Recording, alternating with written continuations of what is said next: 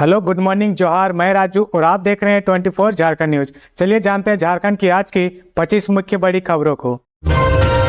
हेमंत सरकार के खिलाफ सहायक शिक्षकों का हल्ला बोल। 28 दिसंबर को सीएम आवास का करेंगे घेराव। अल्पसंख्यक विद्यालय के तर्ज पर वेतन मांग की मांग को लेकर सहायक अध्यापकों का 28 दिसंबर से अनिश्चितकालीन मुख्यमंत्री आवास का घेराव करने का फैसला किया है। राज्य में 20 साल से सरकारी विद्यालय में कार्यरत सहायक अध्यापकों को बिहार अथवा झारखंड के अल्पसंख्यक विद्यालय के तर्ज पर वेतन मांग की मांग को लेकर सहायक अध्यापकों का 28 दिसंबर से अनिश्चितकालीन मुख्यमंत्री आवास का घेराव एवं अन्य आंदोलन करने का फैसला किया है। वादा पूरा करो हेमंत सरकार, सहायक अध्यापक आपके द्वार संगठनिक कार्यक्रम के तहत झारखंड सरकार के 4 साल पूरा होने के उपलक्ष्य में यह करने का फैसला किया गया है। इसकी शुरुआत झारखंड सहायक अध्यापक संघर्ष मोर्चा के लोगों ने कर दी है। सहायक अध्यापक संघर्ष मोर्चा के बैनर तले दर्जनों अध्यापक रविवार को रजरप्पा प्रोजेक्ट स्थित विधायक आवास में जाकर मांग पत्र पर उनकी अनुपस्थिति में पूर्व जिला परिषद सदस्य गोपाल चौधरी को सौंपा। सहायक अध्यापकों ने बताया कि झारखंड मुक्ति मोर्चा एवं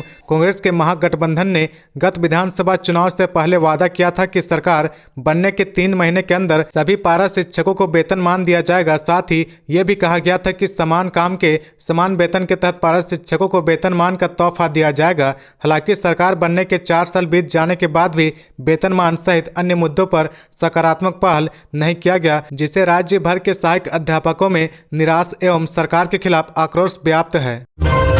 गैंगस्टर अमन सिंह की धनबाद जेल में हत्या। नीरज सिंह हत्याकांड में जेल में था बंद, सुरक्षा पर उठ रहे सवाल। झारखंड के गैंगस्टर अमन सिंह की धनबाद मंडल कारा जेल में हत्या कर दी गई। पुलिस मामले की जांच में जुटी है। इधर इस हत्याकांड से जेल की सुरक्षा व्यवस्था पर भी सवाल खड़ा हो गए हैं। बताया जा रहा है कि जेल में ऐसी वारदात की यह पहली घटना है। अमन सिंह नीरज सिंह हत्याकांड का आरोपी था। इस कांड के बाद जेल के अधिकारी भी संदेह के घेरे में आ गए हैं। आपको बता दें कि धनबाद मंडल कारा में पिछले दिनों सुरक्षा व्यवस्था को लेकर उपायुक्त ने छापेमारी की थी।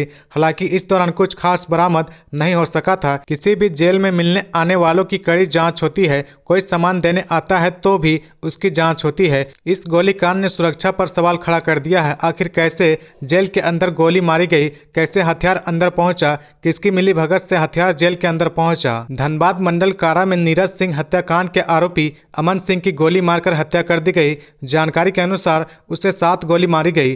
पुलिस मामले की जांच में जुट गई है। कुख्यात अपराधी अमन सिंह धनबाद जेल में बंद था। जेल में उसकी हत्या की सूचना जैसे ही मिली वैसे ही पुलिस के आला अधिकारी मौके पर पहुंचे और छानबीन में जुट गई है। आपको बता दें कि धनबाद में बढ़ते अपराध के खिलाफ शनिवार को आक्रोश मार्च निकाला गया था।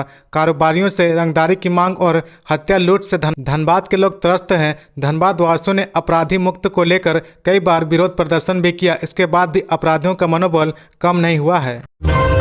30 दिसंबर के भारत बंद का समर्थन करेगी सरना धर्म समन्वय समिति। सरना धर्म समन्वय समिति खूंटी के सदस्यों की रविवार को स्थानीय डाक बांग्ला परिसर में सरना धर्म कोड संबंधी विशेष बैठक आयोजित की गई। बैठक में सर्वसम्मति से 30 दिसंबर को सरना धर्म कोड की मांग को लेकर प्रस्तावित भारत बंद तथा रेल रोड चक्का जाम का समर्थन करने का निर्णय लिया है। इस अवसर पर पढ़ा राजा सोमा मुंडा ने कहा कि सरना धर्म कोड भारत के लाखों प्रकृति पूजकों के अस्तित्व, पहचान, हिस्सेदारी की जीवन रेखा है। आजाद भारत में सरना धर्मावलंबियों को उनकी धार्मिक आजादी से वंचित रखना बेहद दुर्भाग्यपूर्ण है। 1951 की जनगणना तक आदिवासियों के लिए अलग धर्म कोड का प्रावधान था, जिसे बाद में भारत सरकार ने हटा दिया और वर्तमान केंद्र सरकार भी इस चित परिचित मसले पर मौन है। उन्होंने कहा कि 2011 की जनगणना में 50 लाख लोग सरना धर्म लिखने के बावजूद अन्य पर दर्ज करने के लिए मजबूर हैं, जबकि जैनों की संख्या 44 लाख होने के बावजूद धर्म कोड आवंटित है।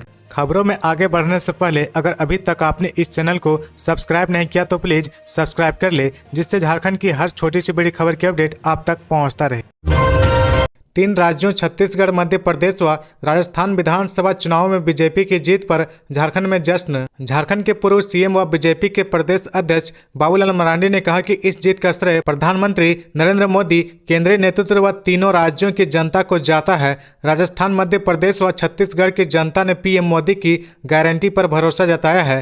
रांची के विधायक सीपी सिंह ने कहा कि 3 राज्यों में बीजेपी की जीत 2024 का ट्रेलर है। इस चुनाव परिणाम का असर दिखेगा। उन्होंने बीजेपी की जीत के लिए आभार प्रकट किया है। बीजेपी के पूर्व प्रदेश अध्यक्ष दीपक प्रकाश ने कहा कि पीएम नरेंद्र मोदी के नेतृत्व में देश आगे बढ़ रहा, उनका नेतृत्व लोगों को पसंद आ रहा। अमित शाह की रणनीति और जेपी नड्डा के मार्गदर्शन और कार्यकर्ताओं की मेहनत ने ये जीत सुनिश्चित की है। जनता के लिए सरकार काम करती है, लेकिन कांग्रेस केवल कुशासन के लिए काम करती है। छत्तीसगढ़ तो घोटालों का राज्य बन गया था, वहां भ्रष्टाचार का बोलबाला है। वहां की सरकार ने तो महादेव के नाम को भी कलंकित किया है। यह परिणाम 2024 के लोकसभा चुनाव में कार्यकर्ताओं को चार्ज करेगा। झारखंड में भी जनता बीजेपी को ही चुनेगी और यहां भी 14 सीटें भाजपा जीतेगी।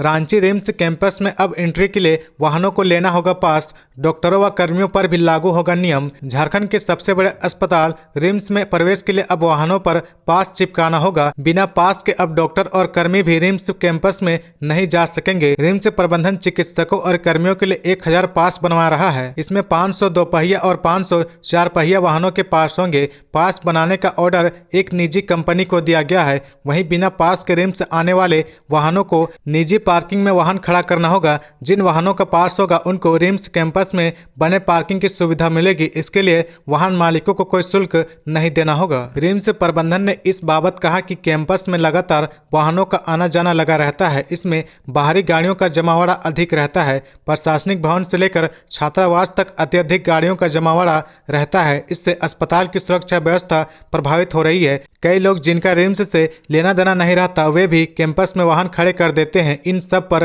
रोक के लिए पास की व्यवस्था की जा रही है। अब किसी तरह के वाहन को निश्चित इलाके में एंट्री के लिए वाहन पर पास चिपकाना होगा। इस नियम के दायरे में रिम्स के चिकित्सक और कर्मी भी होंगे।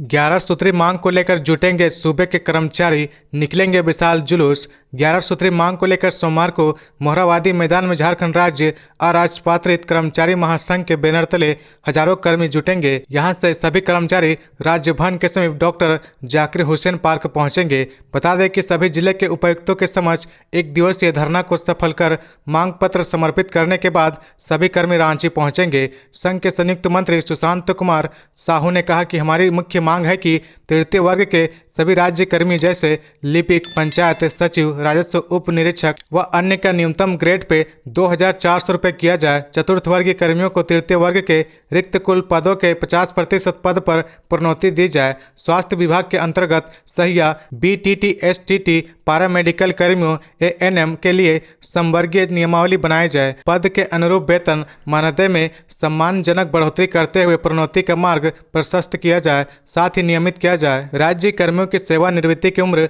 65 वर्ष की जाए। जनवरी 2020 से जून 2021 तक का बकाया महंगाई भत्ता का भुगतान किया जाए। वहीं आंगनबाड़ी सेविका सहायिका के लिए निर्गत नियमावली में त्रुटि सुधार किया जाए।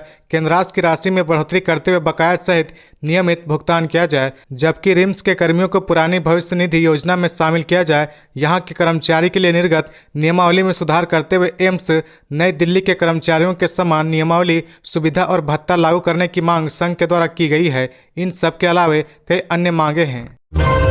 सीएम हेमंत सोरेन आज गिरिडीह में करोड़ों की परिसंपत्तियों का करेंगे वितरण। मुख्यमंत्री हेमंत सोरेन सोमवार को गिरिडीह आ रहे हैं। वह गिरिडीह के झंडा मैदान में आयोजित सरकार आपके द्वारा कार्यक्रम में भाग लेंगे। यहां पर वे लाभुकों के बीच करोड़ों की परिसंपत्तियों का वितरण करेंगे।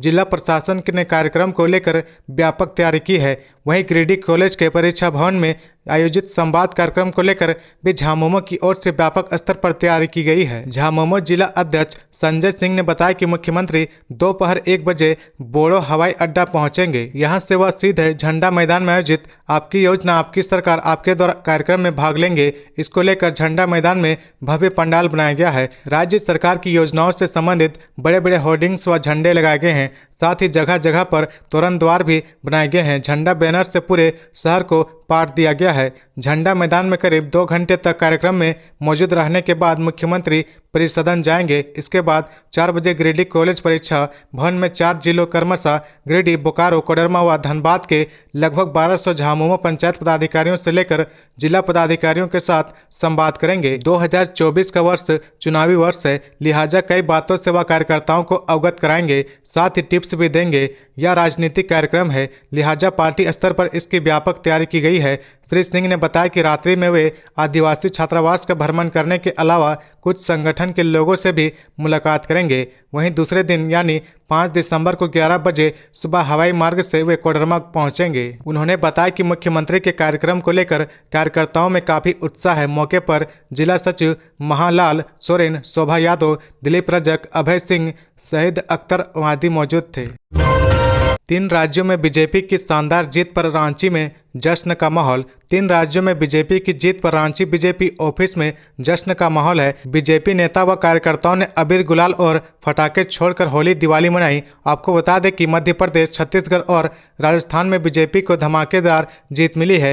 जीत के इस मौके पर बीजेपी के पूर्व प्रदेश अध्यक्ष दीपक प्रकाश ने कहा कि मोदी जी के नेतृत्व में देश आगे बढ़ रहा है, उनका नेतृत्व लोगों को पसंद आ रहा है। उन्होंने आगे कहा कि अमित शाह जी की रणनीति और जेपी नड्डा के मार्गदर्शन और कार्यकर्ताओं की मेहनत ने यह जीत सुनिश्चित की है। उन्होंने इस बात को 2024 में होने वाले लोकसभा चुनाव से जोड़ते हुए कहा कि यह परिणाम 2024 के लोकसभा चुनाव में कार्यकर्ताओं को काफी चार्ज करेगी। झारखंड में भी जनता बीजेपी को चुनेगी और यहां भी 14 सीटें भाजपा जीतेगी। वहीं रांची के सांसद संजय सेठ ने 3 राज्यों में बीजेपी की प्रचंड जीत पर बधाई दी। सांसद सेठ ने कहा कि देश की जनता ने मोदी जी की गारंटी पर अपना विश्वास जताया है।